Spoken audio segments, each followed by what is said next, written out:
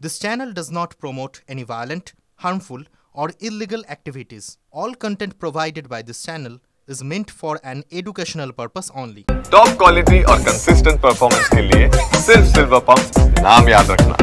বলছি আমি রাজনীতি ছেড়ে দেবো কিন্তু বিজেপি ছাড়বো না, তৃণমূলে যাব না, অথচ তার পাশে দাঁড়িয়ে তৃণমূলের স্বাগতম জানিয়ে তৃণমূল কর্মীরা স্লোগান দিচ্ছে, যেখানে উনি একদিন প্রেস মিট করছিলেন। উনি মনে করেন যে উনি একাই চালাক আর দেশের সব লোক বোকা, তারা উনি যা বোঝাচ্ছেন তাই বুঝিয়ে যাচ্ছে, এছাড়া তো আর কিছু বলার নেই আমার। বিজেপির কি সুভাষ চক্রবর্তী হচ্ছে দিলীপ ঘোষ? কেন সুভাষ চক্রবর্তী যেরকম দেখতাম যে বাম আমলে রীতিমতো একের পর এক বিরূপ মন্তব্য করে বিপাকে ফেলতেন, দিলীপ ঘোষও কি সেই একই অবস্থা? সুভাষ চক্রবর্তী খুব উঁচু দরের পলিটিশিয়ান ছিলেন। সুভাষ চক্রবর্তী জ্যোতি বসুর একেবারে ডান হাত ছিলেন এবং সুভাষ চক্রবর্তী একজন খুব স্নেহাস্পদ লোক। উনি বিজেপির মধ্যেও ঢুকে গিয়েছিলেন এবং তাকে উনি সুভাষ চক্রবর্তী চালাতেন।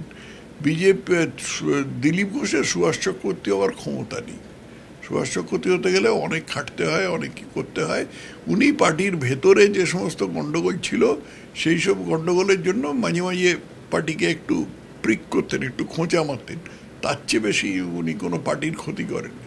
দিলীপ ঘোষ যা করছে তো একটা মানে প্রকাশ্যে ভাঁড়ামো বলো ভণ্ডামো বলো এরকম এইসব করছেন আর কি।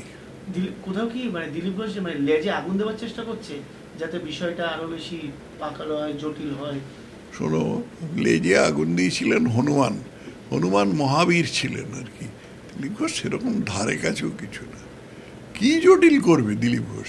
দিলীপ ঘোষ আজকে যদি চলে যায় এবং দিলীপ ঘোষ যদি তাবৎ বিজেপির সমস্ত নেতাদেরকে গালাগালি দিয়ে ভরিয়ে দেয় তাহলেই বা কী হবে? যদি তৃণমূলে যায় তাহলেই বা কী হবে? তৃণমূল বা সিপিএমে যায় তাহলেই বা কী হবে? কী হবে? আজকে দিলীপ ঘোষের গুরুত্ব কতটা সেটা একটু ঠান্ডা মাথায় ভেবে তারপরে এই প্রশ্নটা করো। কী হবে? কি করতে পারে দিলীপ ঘোষ? কে দিলীপ ঘোষ? দিলীপ ঘোষ কি লালকৃষ্ণ আডবাণী? দিলীপ ঘোষ কি অটল বিহারী বাজপেয়ী? বলছে আজ আছি কাল থাকবো না, কিন্তু হিন্দু থাকবো, এটাই কোনো সংশয় নেই। খুব ভালো ঘোষণা, আমরা সবাই কৃতার্থ হলাম শুনে।